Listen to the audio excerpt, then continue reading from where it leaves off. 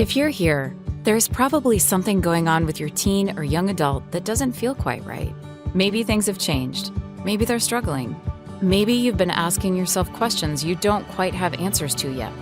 At some point, most parents find themselves in the same place. What do we do now? This is that conversation.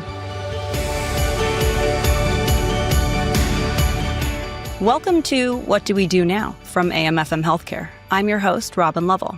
If you're a parent of a teen or a young adult, you've probably found yourself in moments where you're asking, how do I hold a boundary without making things worse? Maybe you're trying to set limits around school, behavior, or substance use. And the moment that you do, everything escalates. Emotions spike, conversations shut down, or it turns into a full-blown crisis.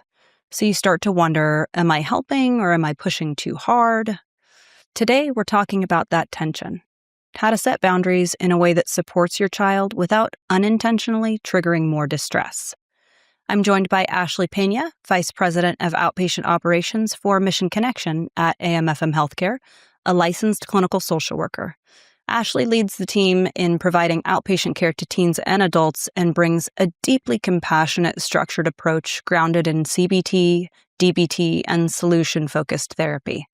And Ben Seymour, a nationally recognized interventionist with more than 25 years of experience in behavioral health care. Ben works with families across the country navigating high-stakes situations involving mental health and substance use, and he's helping them to take meaningful action when things feel stuck or overwhelming. Ashley and Ben, thanks for being here. Thanks for having me. Glad to be here. Thanks, Robin. Yeah, happy to have you here. So Ashley, I kind of wanted to start with you and ask, when you're seeing these parents in the treatment setting and they're struggling with boundaries, what do you think they're usually dealing with or what's hardest for them? I believe parents are struggling most with the fear of losing connection with their child. I think the idea of just having them close and safe, anything that could rupture that is terrifying. So it could be scary if they were to set certain boundaries that could be pushing them away. There's fear of escalation of problems. So in some situations, their child might already be struggling with anxiety and depression, and there's that fear that they will just make it worse. So unfortunately, there's just that overwhelming fear of setting any type of boundary because they just don't want to disrupt what's already going on. Yeah, I think that's really fair. Ben, from your perspective, working with families in these acute situations, what tends to happen when boundaries haven't been clearly set? Well, typically if boundaries are not set, I think we know kids like to test boundaries, right? I think that's part of their individualization and growing up, right? And so I think all kids test boundaries. And so when you add mental health, drugs, whatever it may be into the mix, you get a lot more boundary testing. And I think that that is where parents really start to get concerned because they don't want to fuel whatever it is that's going on. They think that setting the boundaries is going to somehow make it worse. And, a lot of times what I tell parents is if it feels good, that usually means I'm avoiding what I need to do. Setting boundaries is supposed to feel uncomfortable. It's going to feel awkward. It's going to feel counterintuitive. And so I think that's to be expected. But if boundaries are not set, we see the kids just keep going and going and going and pushing the boundaries and they will take as much room as you give them, in my experience. If I can add to what Ben is saying as well, I think it is normal for our children to push the boundaries. And I think it's important for parents to know that if we're trying to focus so much on that connection piece with our child, having a connection without boundaries actually creates anxiety. So if we're afraid to cause anxiety, we're actually causing anxiety by not setting those boundaries. So boundaries without connection actually creates rebellion in reality. Also probably confusion too. Yeah. I think it would be helpful for the parents listening if we kind of name what some of these boundaries might be, because this is all common language for us to talk about boundaries in our day-to-day, in our work settings. But for a parent that's listening, it might be really helpful if we give some examples of what this might be or what this might look like. So Ashley, in outpatient setting, when we have a kiddo that's attending one of our outpatient programs, what might be a boundary that a parent would be struggling with and needing to implement? In what we're seeing in our outpatient setting is that there's high conflict situations which within the family and the household.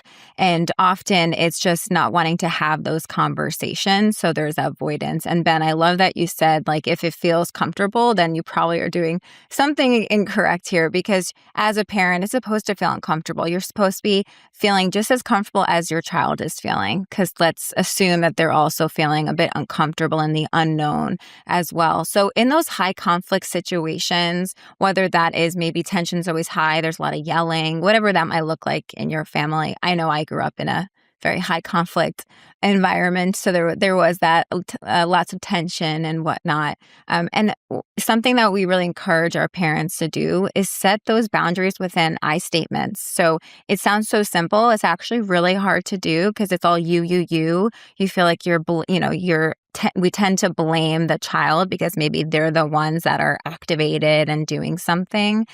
So a quick example might be to use I statements. So I won't continue this conversation if I'm being yelled at. So this is a boundary that we're setting for ourselves. And I think that's really important to distinguish the difference. Boundaries are about what I will do as a parent, not what you're allowed to do as my child. And that's a really key piece that gets confused quite a bit. A boundary is what we will do as a parent, not what will allow our child to do. So the I statements come in handy with that. So that's something that we like to use quite a bit in our setting. Awesome. Ben, same question to you. And I suppose it could be on the other end of the spectrum when you're helping a family to try and encourage treatment or doing an intervention to get a kiddo into care. What are the most common boundaries? I would imagine substance use. I would imagine behavioral issues, high risk behavior, those types of things. What boundaries are you seeing that need to be employed? Typically, it's around things like car use, bedtimes, device use is what I see a lot of nowadays. Obviously drug and alcohol use, and then behavior, kind of what Ashley said, how they're speaking to their parents. And so I think that clearly defining, what the needs are and what the problem behaviors are. And typically in the intervention, it's managing the biggest fires first, right? So the highest risk behaviors are where we're going to start, and then we kind of triage back from that, right? And so let's say, for example, a kid is not coming home. That's a big one. Kids tend to, they'll be out of the house. They're not adhering to any kind of communication with the parents. They're staying out all night. And so those behaviors obviously are higher risk. And so the parent's saying, listen, and I always encourage parents to come from this place of radical honesty of it. I think we filter too much and we're trying to say it perfectly. And I think parents prefacing with a statement such as, listen, I don't know how to do this perfectly. And I love you and I care about you. And some of this is going to be hard to hear. And I'm not going to say it perfectly, but I need you to know that I love you and I'm doing this because I care. And so I think a lot of times if we can just preface with our humanness and also own some of our stuff as a kid, taking them back to, hey, I was a teenager and I understand that I wanted to be out with my friends all night too. I wanted to be, hanging out with my girlfriend or my boyfriend or whatever that, whoever they're hanging out with. And then kind of prefacing with this statement of humanness and just understanding and compassion really can kind of bring down some of the tension, I find. And so shouldering into that, just direct it head on. And that's a really good suggestion. And you're bringing me to my next question or something I was thinking about, because I think oftentimes on the receiving end, these teens or young adults are feeling like they're being punished as opposed to loved because of the boundary. So I think that confusion between boundary and punishment for the recipient of the boundary and the parent, that, kind of gets tricky. So how would you define the difference when you guys are in these situations and you're coaching these parents? I think punishment versus boundaries. First, the parent needs to recognize the difference and know that they are very different things. So the punishment is something maybe more tangible, like I'm taking away your phone because you're on social media too much, right? That might look like an actual punishment versus a boundary. So more of those tangible things. So an example punishment, you're grounded because you disrespected me. So because you disrespected me, now you're grounded. Something tangible, I now have to stay in my room. Maybe I lost access to certain things. Where a boundary might be something like I mentioned before, like I won't continue this conversation because I'm being yelled at. And what Ben said too, just leading into the humanistic part of this, right? Like we're all humans here. You might be a parent in a first situation. Your kids maybe never come home late from, they're past their curfew, and now this is a new situation, and you have to figure out what boundary to set. Having that conversation of, listen, this is new for me too. And I know I have to keep you safe, and I have to set some boundaries here to protect myself as a parent and you as a kid. And we could agree to disagree until the cows come home, right? And that's going to be something we will do often. So just normalizing that. But I think first off, really making sure that as a parent, and you believe deep down inside that when you're setting boundaries, these are not punishments. Because if you believe internally that you're setting this boundary because you're trying to punish your child, well, your child's going to feel like it's a punishment. So it's really important for us to acknowledge that and how we show up in that conversation. So as long as we are mindful of that, I think it can be heard a little bit differently and digested differently from your child's perspective. So I love that you asked that question, Robin, because it's so important to be on the other side and be the kid for a change, and just consider how they're digesting that conversation and that potential boundary that might seem like a punishment, because as a parent, you want it to feel like a punishment. So I think it starts there. So what I'm hearing is like the boundary is supposed to be a loving act that is creating safety and maybe protection, right? And the consequence of breaking the boundary, that's the punishment. Sure. Mm-hmm. And we can talk about natural consequences, right? That's might be a whole nother topic. But I think it really is that radical honesty. Like this is truly what's necessary to ensure everyone's safety here in this family unit. Ben, same question to you. When tensions are running really high in your intervention situation, I'm going to imagine that this kid that's being intervened on is going to react and have really big feelings. How do you diffuse that? Yeah. I think allowing them to have some of that, but also recognizing that they're going to be upset. And I think preparing the family that, listen, they're probably going to have a big reaction. And, we need to expect that. But when we diffuse it, typically what that looks like is I'm going to ask them to just take a few breaths, sit back. It's tough with kids because they are so reactive, right? Because of just how their neurodevelopment, and they don't have all the executive functioning to be able to process this and see the end result. And so I think the more we can walk them through that, hey, listen, you still have some choices here in the way of, if you continue down this road, you're going to get more of the things you don't want, right? And so what do you want more of? And so I think helping them spell out what it is they do want, and then trying to come back together with the parents and kind of find some middle ground there. At the end of the day, the parents have to do what they have to do, right? I mean, their job is to keep the kids safe. My job is there to help them keep the kids safe and get them the help they need, right? And so, but I think the more we can try to help the kids see their where they do have free agency in the situation, and then help them play the tape forward, because that's typically the part that I find with adolescents they lack, right? And so, or teens or kids or whatever age group, the younger populations, typically if I can get them to play that tape forward to, okay, well, let's play your choice forward. What does that look like? And really help them kind of dissect that. And but hearing what it is they want and letting them feel heard often will take some of the heat out of the situation, right? So if I give them the space and create the space for them to say what it is they want and what they need and where they feel misunderstood, a lot of times we can kind of come to a middle ground, but it takes me as the third party.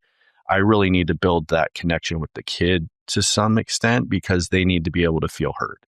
And a lot of times they just don't feel heard because the parents are also reactive in a way, and it's like this situation where, the kid's demonstrating bad behavior, risky behavior, the parents come in with the consequence, and then the kid reacts, and it's just this escalating reaction. And if we can just kind of table that, come back, what do you want? What is it you want, parents?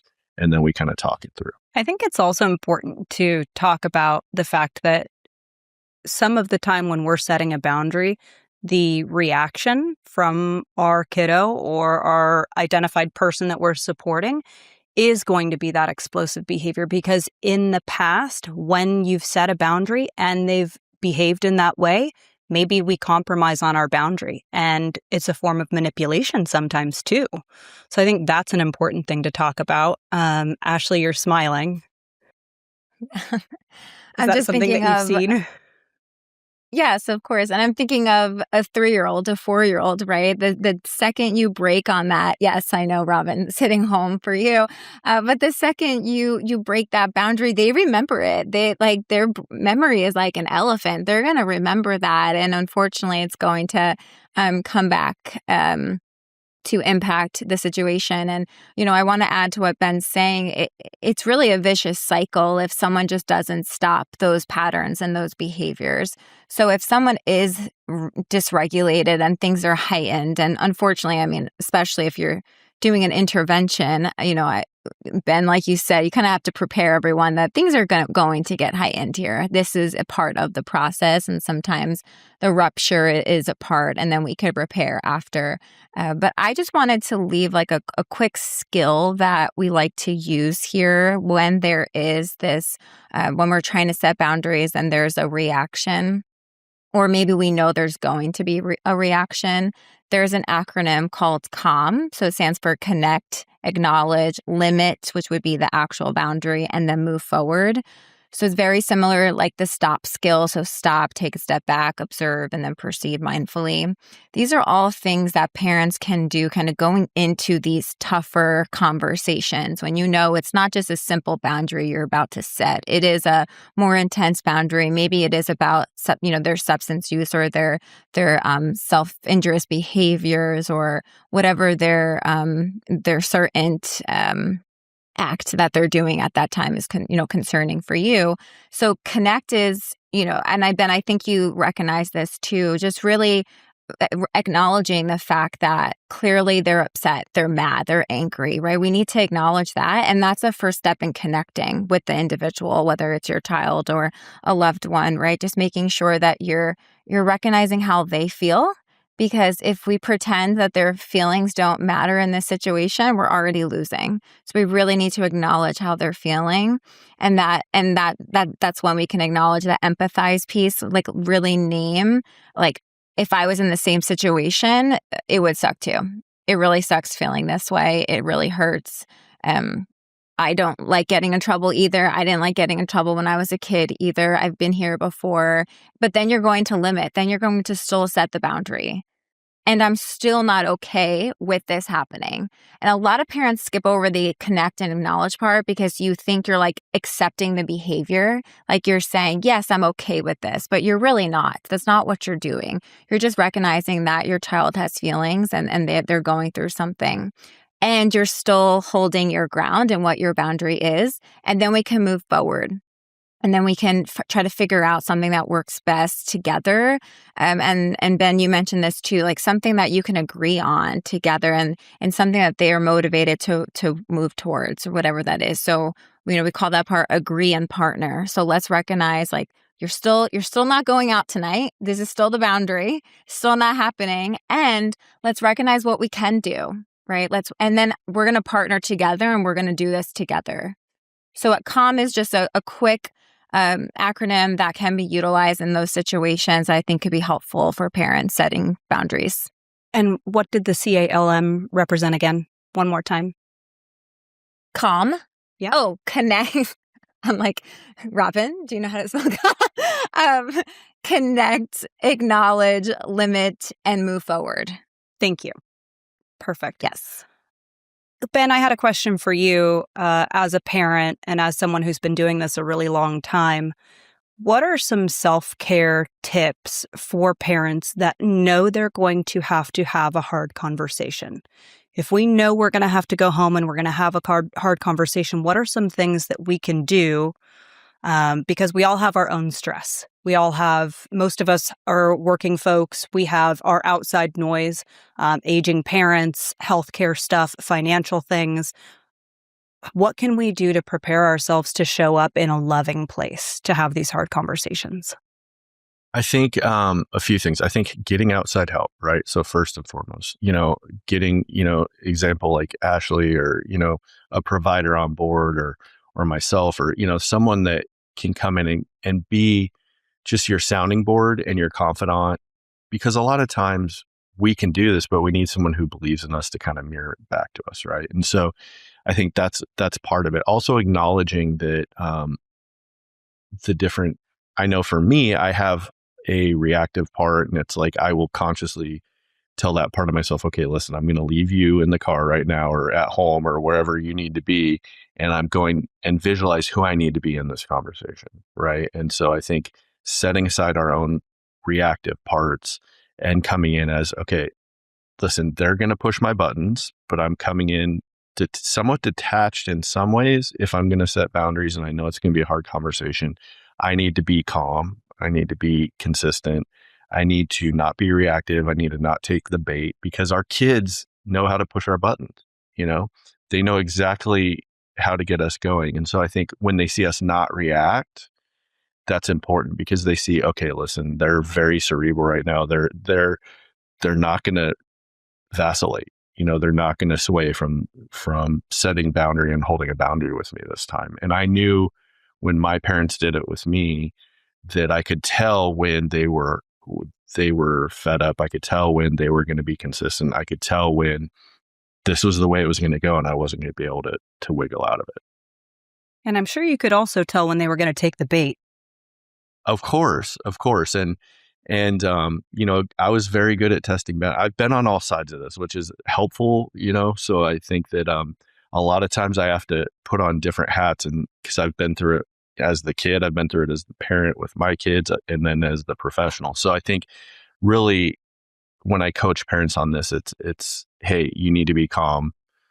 If they come at you, just expect them to come at you and don't take the bait, but come in calm, loving, but firm, and I think that's the skill set, is really knowing what the end goal is, what's going to happen regardless of how the kid reacts. This is the boundary I need to hold to keep them safe, and I think we give them options too. I think that a lot of times for kids under 18, it's like, listen, where do you still have agency is if you go forward with this today, perhaps going to outpatient, and starting there, I'm trying to help you avoid needing to go away to an inpatient, and giving the different options. And like I said, playing the tape forward for them of you've got A, B, and C, and we already know which ones the kids are going to want. Our goal is for you to be able to go home, have a normal childhood. We want to do that. We want you to be able to experience that. But in order to do that, we need you to operate within these boundaries. If you can't stay safe, it's our job to then increase the protection around you, so help me help you. Thanks, Ben. Ashley, same question to you. What things do you think parents can do to, if it's like being mindful of your caffeine consumption the day that you're going to have a big conversation, even as basic as that, Yes. What things do you think parents need to, what things do you think I don't parents do that need to be just aware of? Me neither. Yes. As I'm like jittery right now from having too much caffeine this morning, I certainly believe that getting help externally, like Ben mentioned, but also having a therapist yourself, right? Learning what does trigger you, because as maybe insightful we are, other parents probably don't really know what triggers them when their kid says something. I know my parents had no idea. They had no idea. And I think it changed every day, honestly. And it was really whatever I brought to the table, truly. So I think it's really about building that insight into yourself as a parent. What kind of parent are you? How do you manage certain situations? What is your reaction look like? Like, Ben, the fact that you said, you have a reactive side to you and you leave that in the car. I don't know how many parents can say that. I know my parents couldn't say that. So I think that's something, just kind of starting off there, gaining that insight. That's a huge way of doing self-care for yourself. And also just recognizing the fact that this is going to be hard. If you set expectations up for yourself, like that this is going to be an easy, breezy conversation, you're going to probably not really prepare that armor that you might need to prepare. So just having that realistic conversation with yourself that this is going to be a tougher conversation, that alone is preparing yourself mentally as well. And make sure you're maybe having you can have a conversation with a friend prior, maybe a conversation with a friend after to digest and just really kind of connect about it.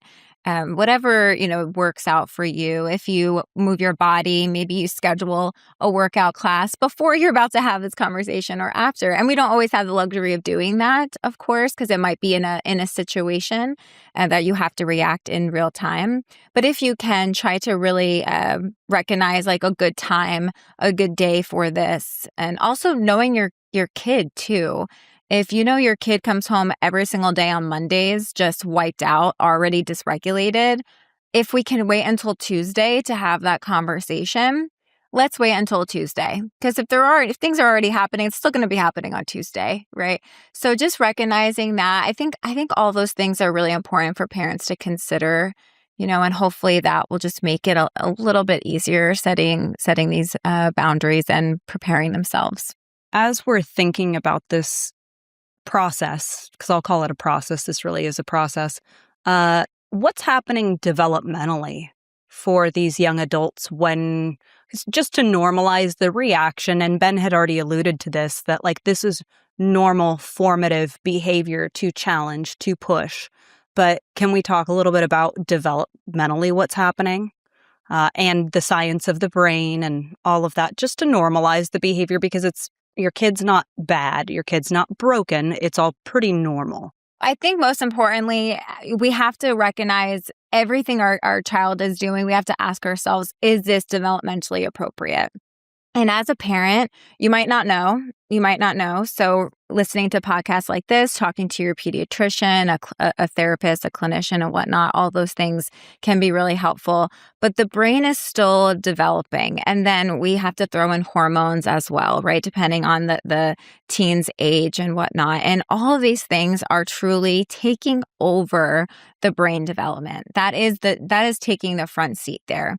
So having any logical conversations is really difficult, because most of the time the brain is dysregulated because there's so much developing happening, right? And we know the brain is not fully developed well into your 20s. And unfortunately, we have these high expectations for our children at some times. And we have to remember that the brain is still fully developing. It is still very much like a sponge. They're going to hear and react with things around them. I hope we can talk about at some point the attachment that kind of comes from these conversations and the conflict that comes up, because at this point, the brain is so sensitive to their environment that they're really absorbing every little thing around them. So I like to consider it as like an overload, right? Their brains are just overloaded with information. And then you bring in social media and all those things that we didn't have to deal with as a child, they are dealing with. So their brain is overloaded. And then having a conversation about boundaries and all these things might be the last thing they're really willing to do at that point. So I think it's important to consider, if you're looking at a certain child behavior, we want to consider the age, and we want to ask ourselves, is this developmentally appropriate for that age? So I'm thinking a little bit too much into it right now, but I think it's, just to kind of take a step back. If a child is having arguments with their parents and they're pushing the boundaries at 6, 7, 8, 9, 10, 11, 12, 13, and so on, all those things are normal. So it really is about normalizing it. And when has it gone too far? When is it now a concern? And that's when, you're seeing that they're putting themselves in danger. They're doing things that are dangerous, like self-injurious behaviors, or they're using substances and they're starting to get creative with those things. Anything external like that, we want to be mindful of that testing and experimenting is also developmentally appropriate. So we want to be mindful of that as well, and knowing when is it becoming a problem, and it's now, maybe a little too far, and we have to set some boundaries and help them realize that is a step too far at that point. Just to jump in here, because I think it's really helpful for the parent listening to understand when we talk about self-injurious behavior, we're talking about cutting or burning, self-harm in some kind of way. Could also be actively restricting food intake.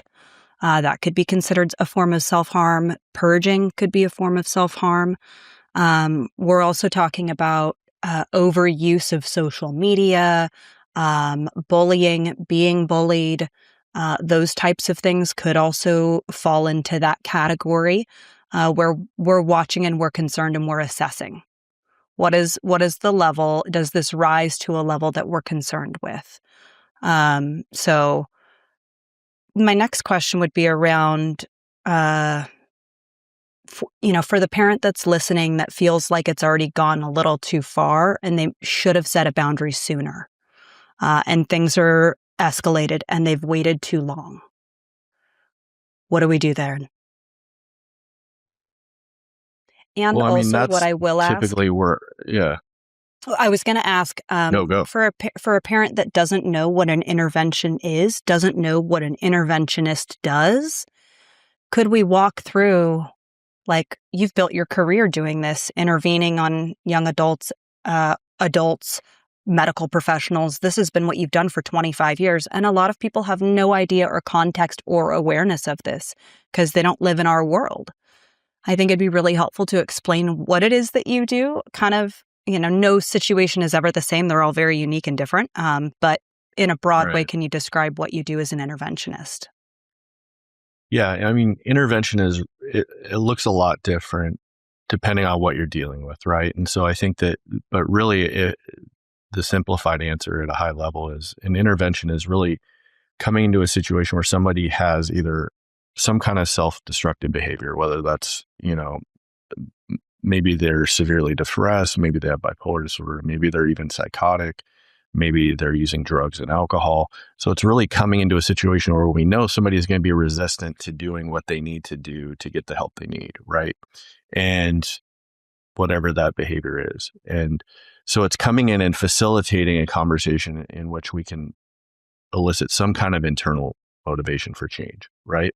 And that's a lot harder to do the younger they are, and just like Ashley talked about, because developmentally, they don't have the insight and the capabilities to say, hey, this is really destructive behavior and it's going to have long-term consequences. They're not thinking that far ahead because of their limited time on Earth, and also developmentally, they just don't have that foresight. And so the intervention is coming in and facilitating a conversation and saying, this is the problem, this is what's going on, and this is the recommended course of treatment, and basically having that conversation in a way that they can hear it.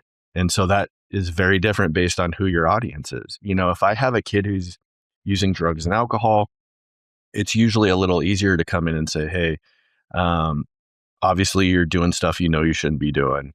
And, this is what's going to happen. You can go do this outpatient evaluation or whatever the course of treatment looks like. And this is what we're doing today. And we lay out where they're going to be going. We give them insight about the facility. And obviously there's a lot of steps to get there. They're going to have a big reaction like we've talked about, but it's really helping them shift that perspective on this is from a place of love. Your parents love you. What would it say about your parents if they just let you continue using heroin or opiates or whatever it is in your room and something bad happened to you? What are they supposed to do with that? And then mental health is obviously a different animal. If I have a kid who is, even with marijuana nowadays, we're seeing a lot of psychosis, right? And I know you guys are seeing a ton of this. And so because of the potency of marijuana, we're seeing kids who are not in reality. And so those are harder conversations to have because a conversation is not really going to be beneficial to some extent. And so there's going to be increased need for, hey, listen, we're getting you somewhere that can stabilize you, and they're going to help you. And the kids fight. They fight. They don't want to go. And again, they don't have any real grasp on reality a lot of times nowadays. And so these conversations are a lot more intense. And the need for professional help is obviously more necessary now than it's ever been. So. Thanks, Ben. I covered a lot there, so sorry. Yeah, no, that was perfect. And in my role at AMFM, I have worked with so many families over the last 8 years that are in, various stages of what you've just described. And, what I can recall over the years saying to several moms, would you rather have your kid be angry with you or get better? And I think getting really clear with these families and helping them, like I've connected folks to you to support them in the intervention process, but what are the consequences or what are the boundaries if they don't go to treatment? And really getting clear with yourself of like, I'm not going to allow you to live in my home if you continue to use drugs. I'm not going to pay your phone bill if you continue to use drugs. I'm not going to pay your car payment if you continue to use drugs. And getting clear with the option that I'm giving you is to go to treatment and to try to save your life, or you continue doing what you're doing without my financial support. Yeah. With under 18 though. And that's the struggle with kids who are under 18 because the parents are still legally obligated to, take care of them. And so that is where I think really, and it depends on states too, because different states have different laws. In some states, it's like the kids go into treatment whether they want to go or not. It's like, we can include law enforcement to say, hey, we're going to make sure we do a safe transport to get you to treatment.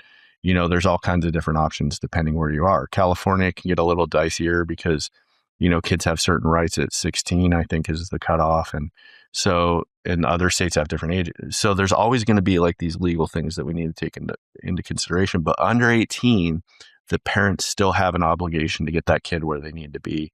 And what it is I lead with a conversation. It's like, listen, we can have this conversation. I know you're going to have this big reaction, but at the end of this, we can go have McDonald's, your favorite meal, whatever it is you want to do.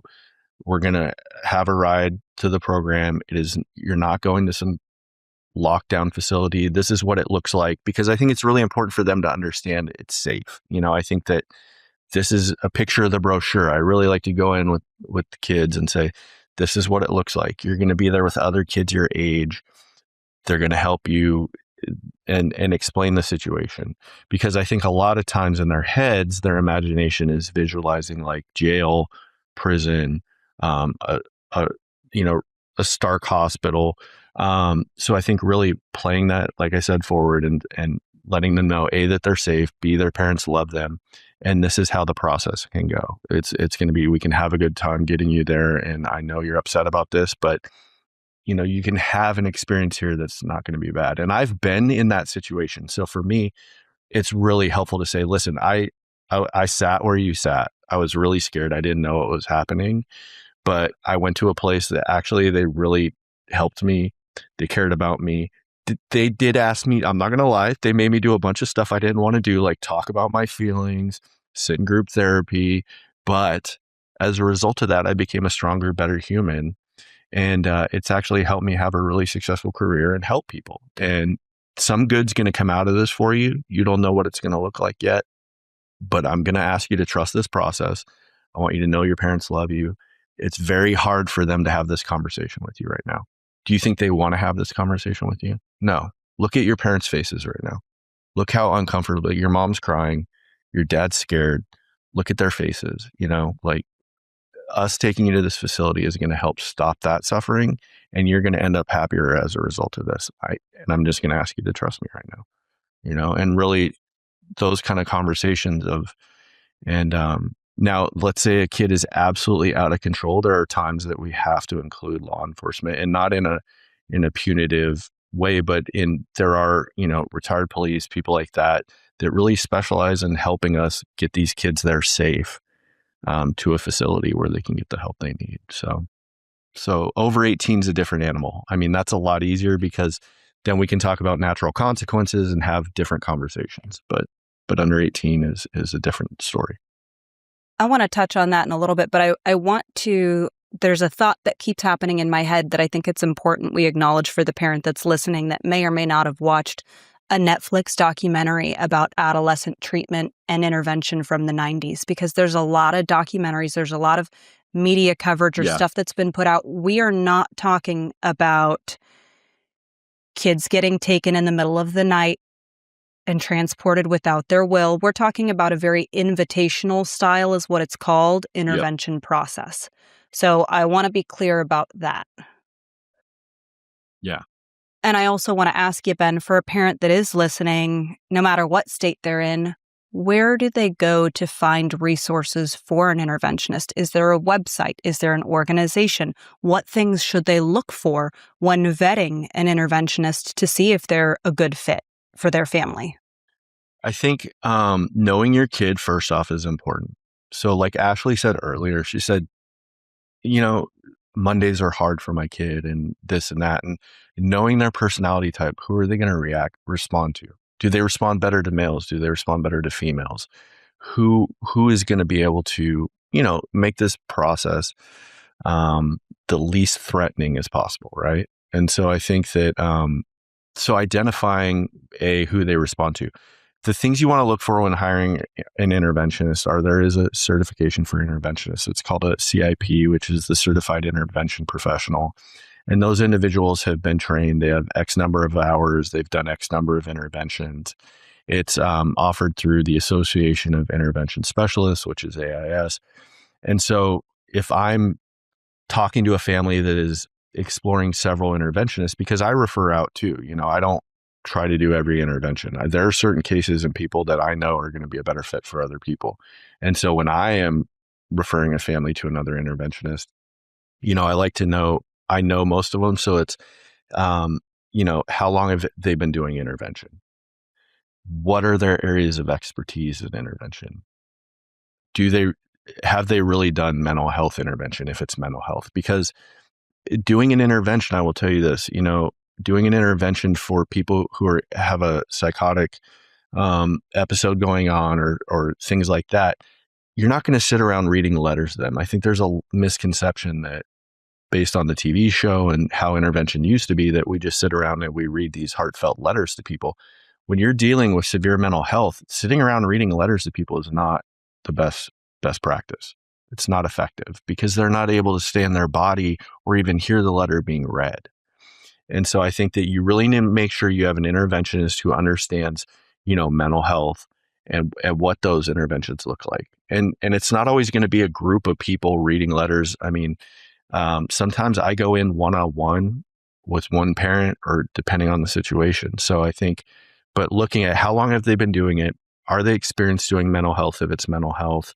Do they work with kids if it's an under 18 person? And then you can call treatment centers and ask, have you worked with this person? I think the treatment center you're working with is going to know the adequate resources that are needed.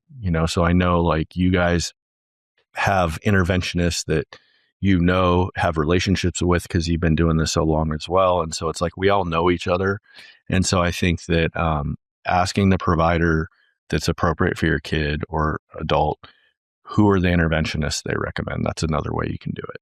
And if I could add, Robin, to what Ben just said when it comes to interventions for mental health, I love that you distinguish the two. I think it is a very different approach.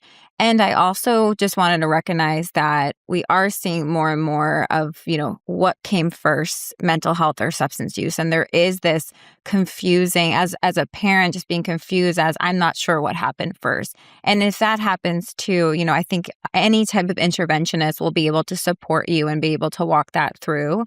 And one thing as well is I have personally trained members of AIS on the LEAP intervention. And this is something that is highly used in psychosis. So whether that's substance-induced psychosis or it is mental health psychosis, the LEAP intervention is something that I do believe most interventionists are trained in, and that type of skill might be something you might want to vet and look into if that certain interventionist is aware of that. And that's going to really be able to help that approach of the intervention with someone who's struggling with psychosis. Thank you. I think that's really important for parents to understand, the neurological, psychological impact of these substances.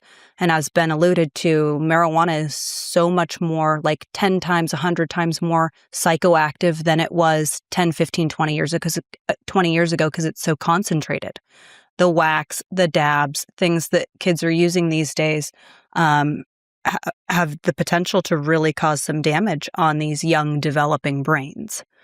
So, this podcast was intended to talk about boundaries. And of course, we've gone down this rabbit hole of, all the things that come up in the process of setting a boundary, really looking at the reason we need to set the boundary, like what's the impetus, what's the concerning behavior, what's the potential course of action from the boundary. You guys talked about adults and natural consequences. And I'm kind of curious if we could kind of go back to that for a second to hear about, for a parent listening, what do they mean when they're saying these natural consequences? I think I have an idea of what you're talking about. But if your kid turns 18 and we're still struggling with boundary setting, what does a natural consequence look like? And what do parents need to be thinking about in that situation? A natural consequence is something as simple as I don't pay my electricity bill, my lights are going to go out, my electricity is going to go out, right? That is a natural consequence. If I don't eat lunch, I'm going to get hungry. Simple things, right? I'm very much simplifying it here. But I do think it's important for, parents to know, especially parents of adolescence, emerging adulthood, or that young adulthood phase. That's when reality starts kicking in. This is when life starts happening. And unfortunately, natural consequences may be happening to them more often, especially if they were pretty sheltered as a child. So they go to college, they don't study for their exam, they fail their exam. Natural consequences. And what we could do wrong as a parent is trying to stop those natural consequences from happening, because unfortunately at that point, then we are just creating this very unhealthy habit or patterns, and that could happen. So that's what natural consequences are. And I think it's one of those things that, if you have a child who's an adolescent, we try to protect them from that. We do try to protect them. And natural consequences happen as an adolescent as well. It's not just an adult thing. Maybe the consequences might be larger and louder, like you losing your house or something like that, your shelter. But as a child, it can be very similar. And I think one of the things I see this often is that parents are protecting their kids from these natural consequences. And I think it's really important to lean into that and be okay and be a little uncomfortable that your kid is facing this consequence that unfortunately they had a part in it. Because when we're protecting them from that, unfortunately, this can create some unhealthy habits into adulthood.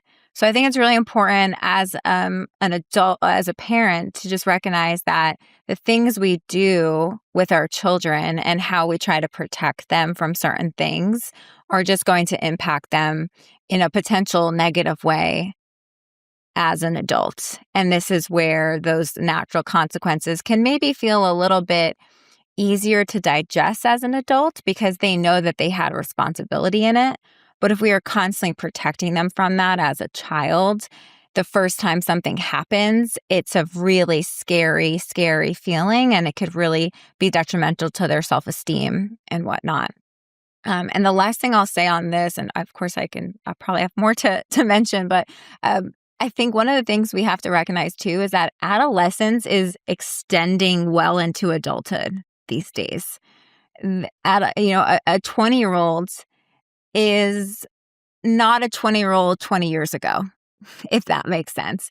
The mind is developing at a different pace now, and this is backed by research. We know that the cognitive awareness and whatnot is different at 20 years old in 2026 than it was in 1996. And this is just the reality of the environment that is impacting these adolescents and these young adults. So I think that's something also important just to recognize and acknowledge as a parent, that just because your kid's 18 doesn't mean that all of a sudden they're an adult now. You still might have to set these boundaries. You still might have to acknowledge that maybe natural consequences are important and we don't want to protect them from that just yet, or maybe never, depending on what natural consequences are for that individual. But I just wanted that was something that kept coming up for me. And I really wanted to make sure that was said and that we recognize that. Thank you, Ashley. Ben, I want to ask you about natural consequences too, but I also want to ask, there are some terms that I hear a lot, and maybe you can tie this into your answer. I hear failure to launch. I hear failure to thrive.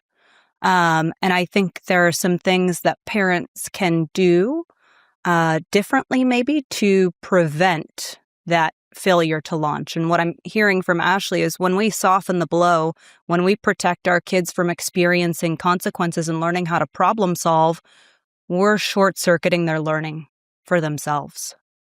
We're getting in the way of them developing some skills and strengthening that muscle to problem solve or to just experience how they feel when something bad happens because they made a bad choice. So, Ben, same to you around natural consequences. Yeah, and I think there's this, we're seeing that term failure to launch. I friends and I talk about it all the time, that we're now seeing 40-year-olds who are, that age is getting older and older and older and older. And a lot of that is a couple terms I'll throw out is learned helplessness, right? I think that it's a survival instinct that gets supported through an enabling system, right? And so a lot of times what happens is enabling is it's comes from a good place, right? Parents want to help their kids. That's a natural instinct. The issue is that it turns into what we call desperate enabling. And so what I mean by that is that at some point that enabling started out innocently, but eventually the parents know they're doing it, right? And that's where it's crossed into what we call desperate enabling, which is things as severe as a dad taking his daughter to buy her heroin because he's afraid that she's going to resort to potentially prostituting, right? And things like that. Like, these are cases that I actually see, and that's a severe example.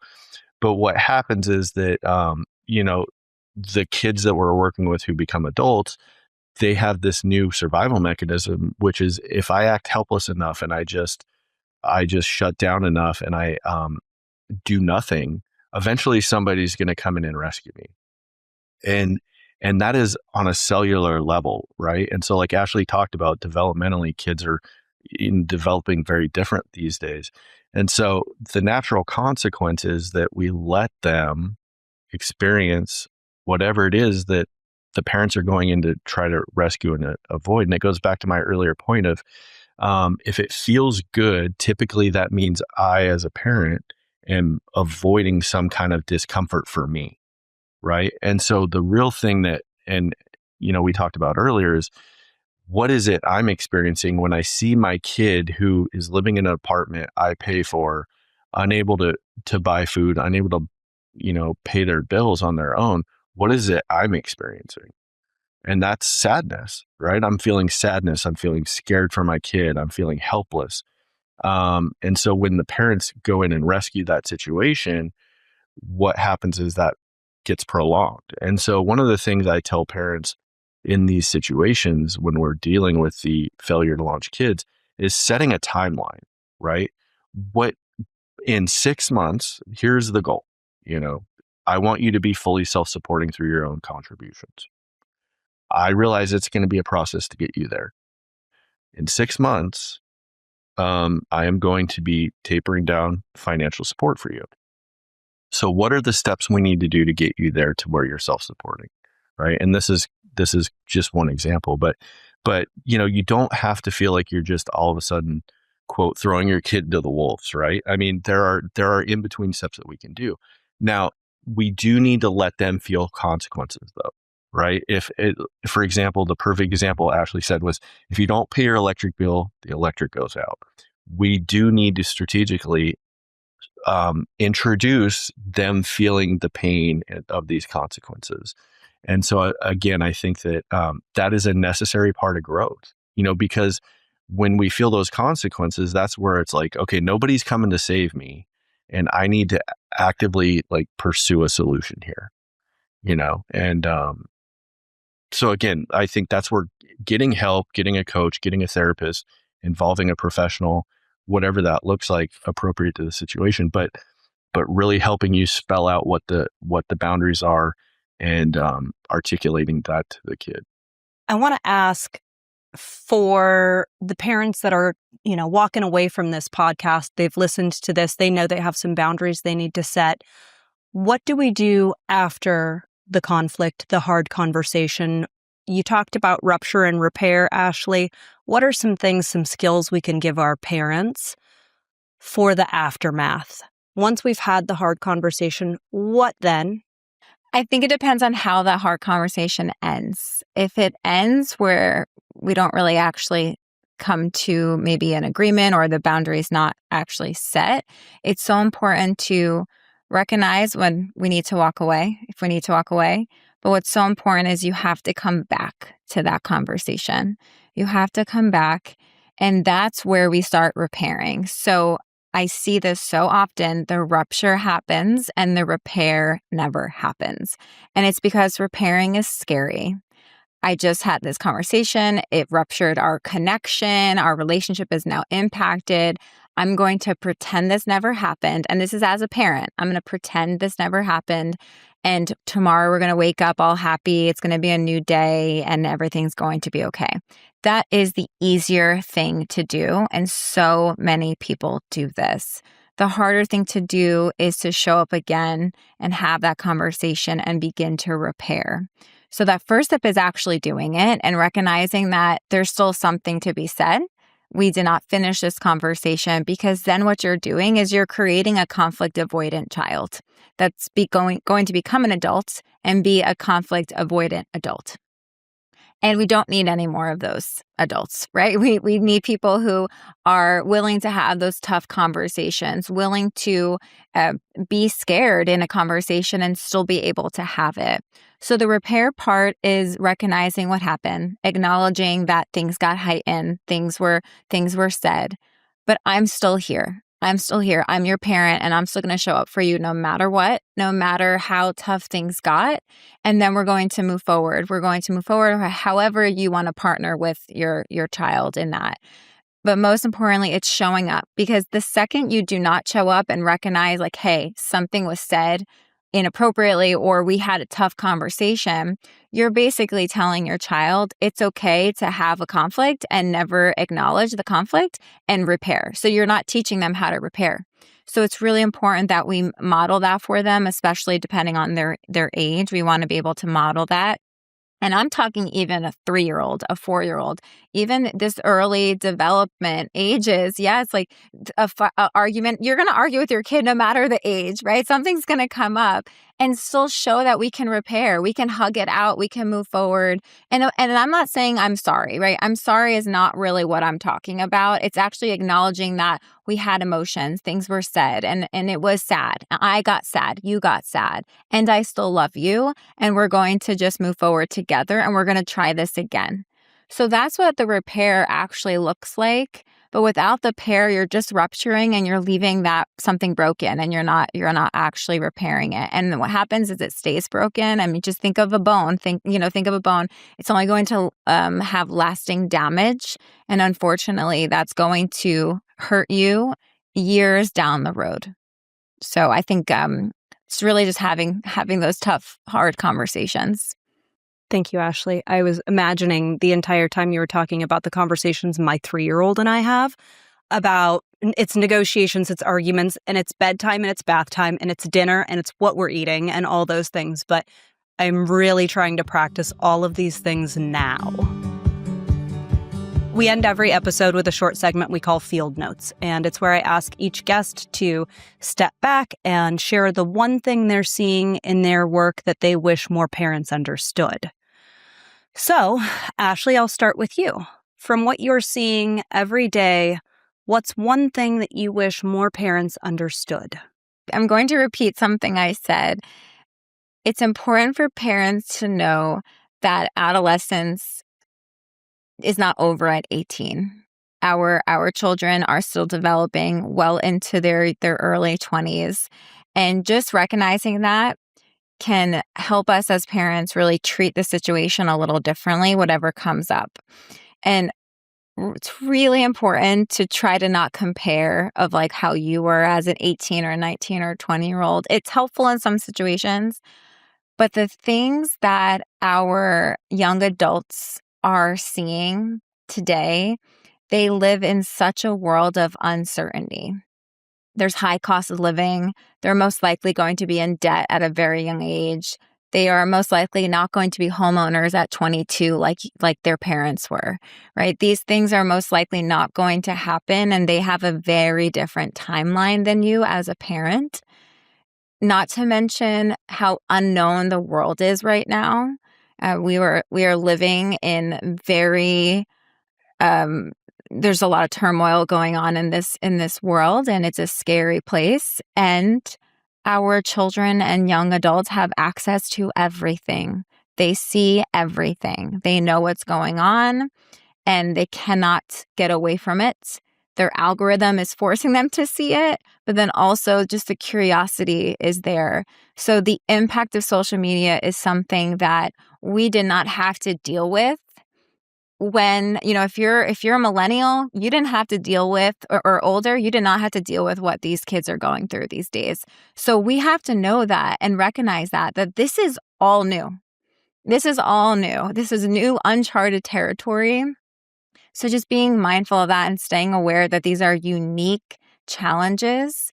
And this does not mean we avoid boundaries. This does not mean that we avoid conflict and have these hard conversations.